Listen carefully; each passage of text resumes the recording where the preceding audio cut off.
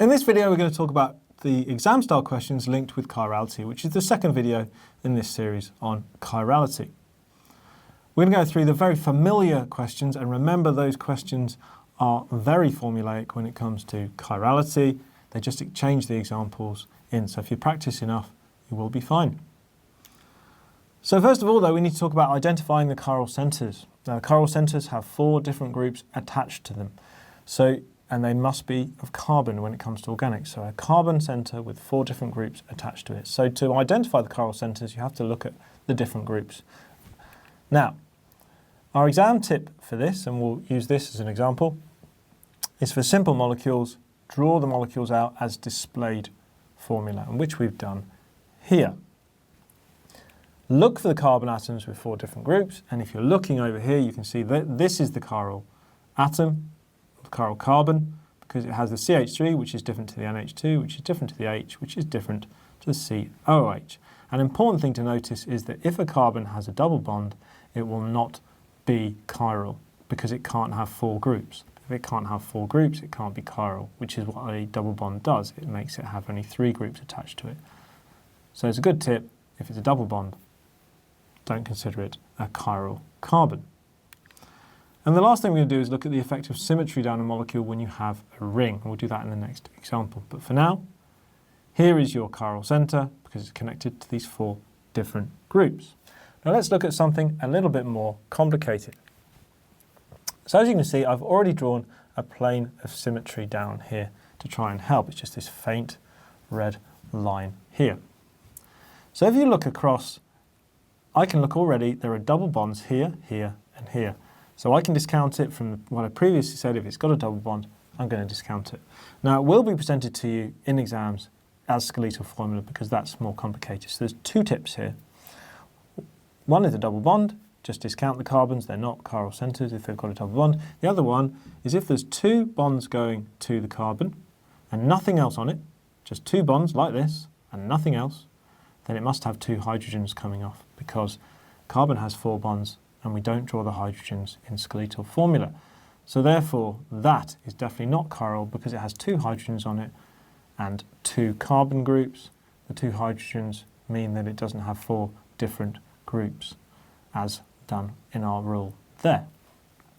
Then we look at this one and we can see that that carbon, okay, is connected to this big group here and it's connected to this oxygen and connected to this carbon. Now the plane of symmetry down the middle here just helps you identify the top half and the bottom half because you're going to compare the top and bottom half to know whether they are different groups. So I can see that that top half looks very different to that bottom half because of this plane of symmetry. Therefore they're considered as 2 different groups and therefore I have my first chiral centre here.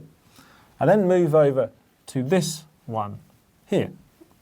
And again, another tip, investigate the atom, the chiral carbon, if you see 3 bonds coming off it. See 3 bonds coming off it, check that those groups are all different.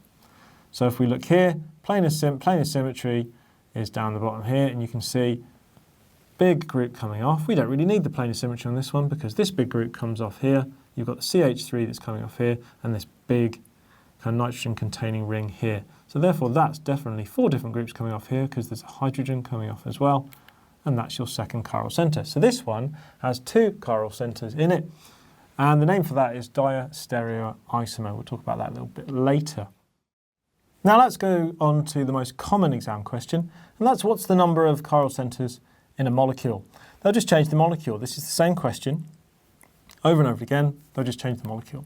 So they give you your different options for how many chiral centres there may be, and they give you a very large molecule like this. And let's go through that and how you would do that. If you want to go off on your own and do this yourself, have a go before I explain the answer. Let's move the question over and let's start looking at it. And we're going to do this using lines of symmetry, looking for these chiral centres, 4 different groups. Now, tips in the last part of the video were if they're double bonded, they can only have 3 groups to them, so therefore you can just discount them. So there's double bonds here, double bonds here. Okay, so we can skip all of that part. Then our other tip is if there's 2 bonds to it, it must have 2 hydrogens. So therefore that can't have 2 can't have 4 different groups because it's got 2 hydrogens coming off it. So therefore that can't be chiral either. This is not chiral and this is not chiral. And we're looking for carbons that have 3 bonds coming off them. So here's our first one here. So let's put a plane of symmetry down. And that allows us to look at the different halves of the molecules. So we've got this half of the molecule and this half of the molecule totally different. And then we've got an N coming up here. And it's very common that if there's three bonds coming off a carbon, if the halves are different, then generally it's a chiral center. So if we look here, 3 different groups, and there is a hydrogen coming off, so therefore 4 different groups in total, and therefore we have a chiral center. Now let's get rid of that line of symmetry and carry on down the molecule. So as we carry on down the molecule, we've got again 2 bonds, 2 bonds. Because there's 2 bonds to each one of those carbons, there's 2 hydrogens coming off each one, therefore not 4 different groups. And then we come to these 2 carbons here. So those 2 carbons will require us to put on a line of symmetry again, and you could do this in pencil as you're going along. Okay, and if we look again at the halves, we can see the halves are completely different. So we're going to do the bottom one first. You can see this half is completely different to this half. Okay, and then you can also see that as you go up, it's a different top. So if you look here, the top of here looks very different to the side of here, okay, and to this side. So therefore 3 different groups and an extra hydrogen. So therefore we have a chiral center. We then look at the top one. That does not look like that, okay, which does not look like this. Okay, and all you have to do is look along 2 or 3 carbons, you can see that they're totally different. Now that means we have another chiral center at the top. We then continue round and we've got 2 bonds again, which means 2 hydrogens, which means not a chiral center. And then we come to our 3 bonded carbons here, 3 bonded carbons here. So that means we need to get rid of our line of symmetry and put another one in, and we're going to do this bottom one here.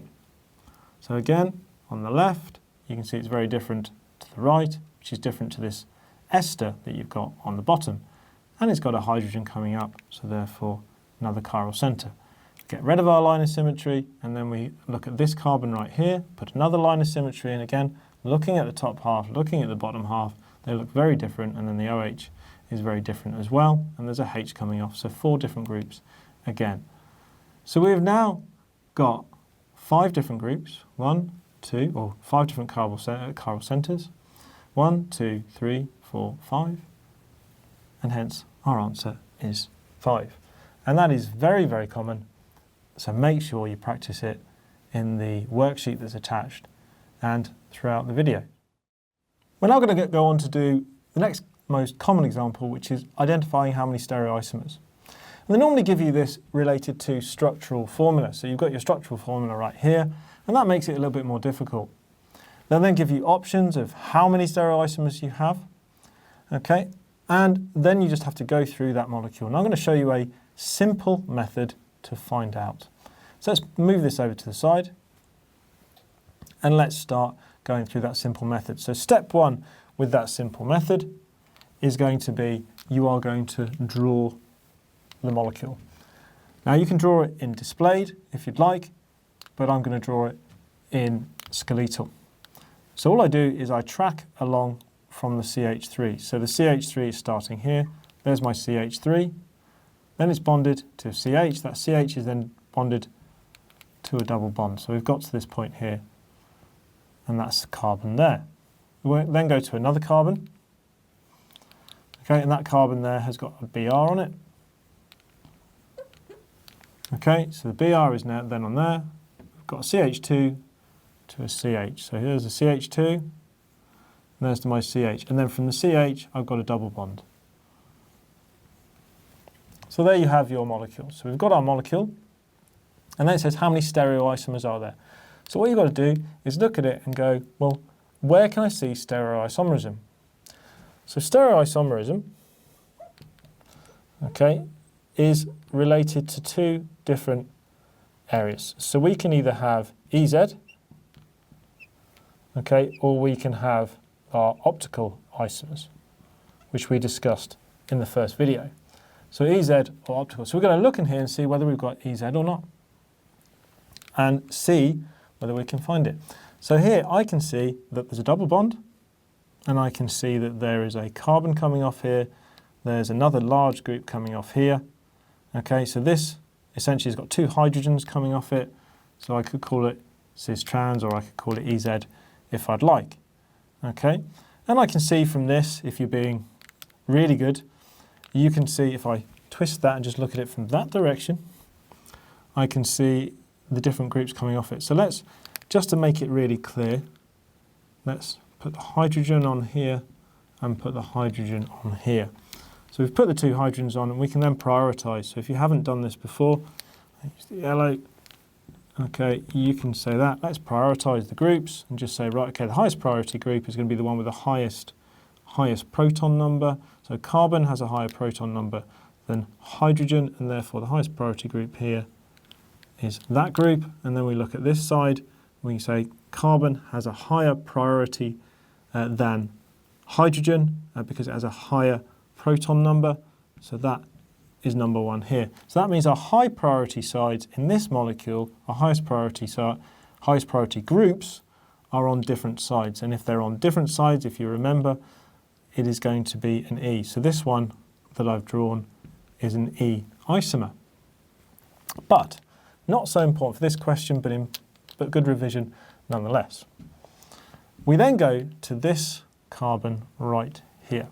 So that carbon right here has three different groups coming off it, plus a hydrogen coming off it. Therefore, that is chiral, and often chiral centres are labelled with a star. Okay, so that is your chiral centre. We then go to the double bond here, and this is the mistake they are wanting you to make, is that has two hydrogens coming off. It doesn't have these two different groups here. Okay, it has two hydrogens of the same group, so therefore there's no E or Z on there at all. There's no ability to have a stereo isomer. So that means we have two different parts, and this is the clever bit. So the clever bit is to say, how can I find all of these isomers without actually drawing it? And you can do it without drawing it. So all we have to do is say, right, we know, let's do our first isomer. We know on the first isomer, let's just pretend we've got, we can do E, which of course we have here, but we can do E, and that's going to be our alkene. Okay, and then we've got our optical isomer here. And this is why it's quite useful to be able to label optical isomers. It doesn't matter whether you're correct with whether it's R or S, it's just a label. So we're going to say, well, we could have the R with the E. And then we could have another E, and then we could have the S with the E. Then we have number 3, and we could have the Z. The Z can go with the R. And the fourth, the Z can go with the S. Now that means that for that molecule, without drawing all the different isomers, if I just know what the labels can be, E or Z, R or S, I can count very quickly, 1, 2, 3, 4, and that means there are 4 different stereoisomers that can be made of this molecule. Well worth practicing this type of question and well worth going through it. Very, very common. So we're moving on to our last question on diastereoisomers. It's one of my favourite questions because it looks really complicated, but if I teach it properly, you learn it properly, it's actually a very simple process you can follow to get this right every time. So a molecule that has more than one chiral centre is a diastereoisomer. Don't worry about the word diastereoisomer, you don't need to know it, but it does help just to give it a label. So more than one chiral centre in the molecule, diastereoisomer. Now we're giving you a molecule called isoleucine. So this is an alpha amino acid, and here is your R group coming off. That R group is how they try and introduce more chiral centres. So if I show you the two chiral centres, hopefully you can see this is a chiral centre and this is a chiral centre. Which means you've got two chiral centres, therefore a diastereoisomer. And the question looks like this. Can you draw all the stereoisomers of isoleucine? So here's isoleucine, as we had in our previous slide, and just think about it. In the previous, we can label these as R or S. So it can be the R or S, depending on whether they rotate the plane of polarized light. It doesn't matter whether you label them properly or draw them exactly, as in the draw the R1, draw the S1. It just matters you draw all the stereoisomers. So you don't.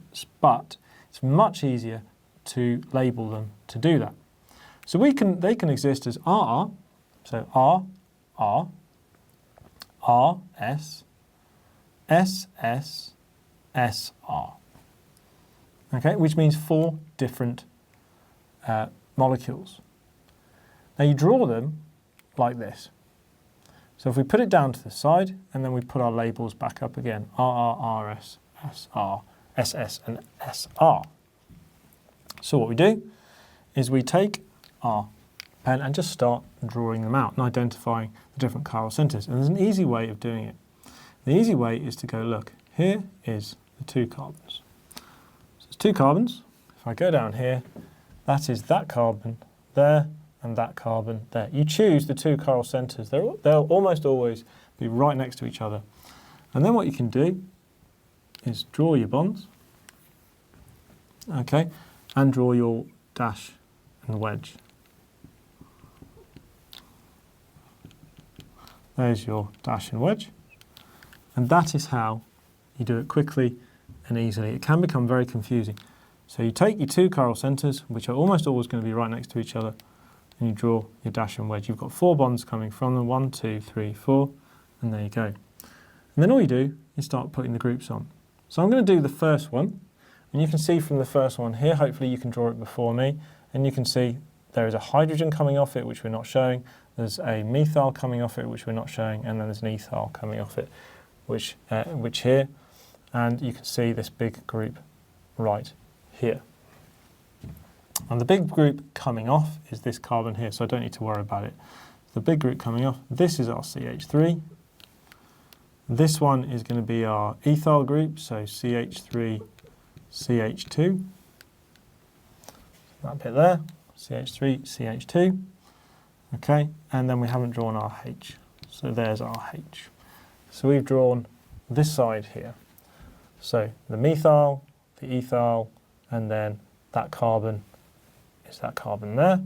Okay, and we've drawn a hydrogen as well. Now we need to move on to this one. And we can see it's got COOH and an NH2.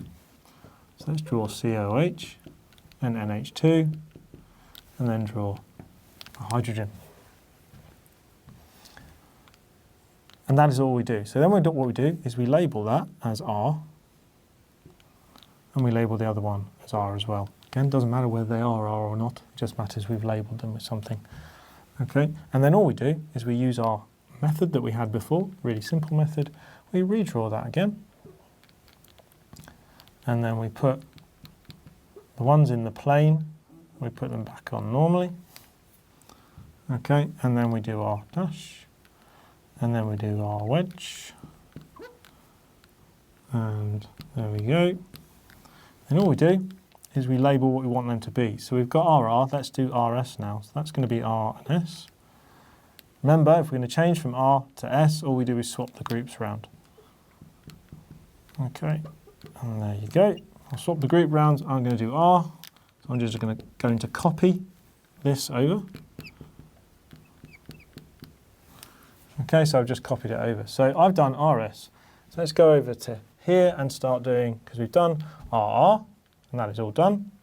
Okay, and we've done RS. We're now going to do SS. So we start again, we put our carbons right next to each other, we put our dash and wedge. Okay, there we go. There's our wedge, there's our dash. Okay, and we do it again. And then this time we're doing SS. So that's R. Okay, so I need to swap the 2 groups around. So H this time is going to be at the bottom, and then the CH3, CH2 is going to be up there. Okay, and then we go to this other side here, and we say, right, okay, I'm doing SS. Okay, where's the S? Oh, the S is down there. So I can just copy this over. So there's NH2 and COOH. Okay, so I'm just copying it over. And again, just copy the 2 top bits over. So we have done RR, RS, SS. And that means underneath we have done our SS. And we're just ticking them off. We'll now go to SR. Again, wedges and dashes. And you get quite quick at these once you start doing them. And this time we are doing the SR. Okay, so we're doing the SR, so S and R. Let's go across again and we can see here, where is my S? My S is up here, that is a CH3, CH2, and an H. Copy the two top bits over again. And then I want an R, that's an S, I don't want that one, I want an R is up here. That means the CH2, COOH goes at the top, and the NH2 goes at the bottom. And what you've done here is you've drawn every single molecule that has all the different types of optical isomers in there. It's 4 different types. So once you analyse the 4 different types, RR, RS, SS, SR, you then can just say copy them from one to the other, and that's it. So the advantage of just putting a label on means that you won't miss any out. If you try and do this by mirror images, it's so hard. Okay? Do it this way. It's simple, it's easy, it's effective, and it means you'll never get this question wrong, ever.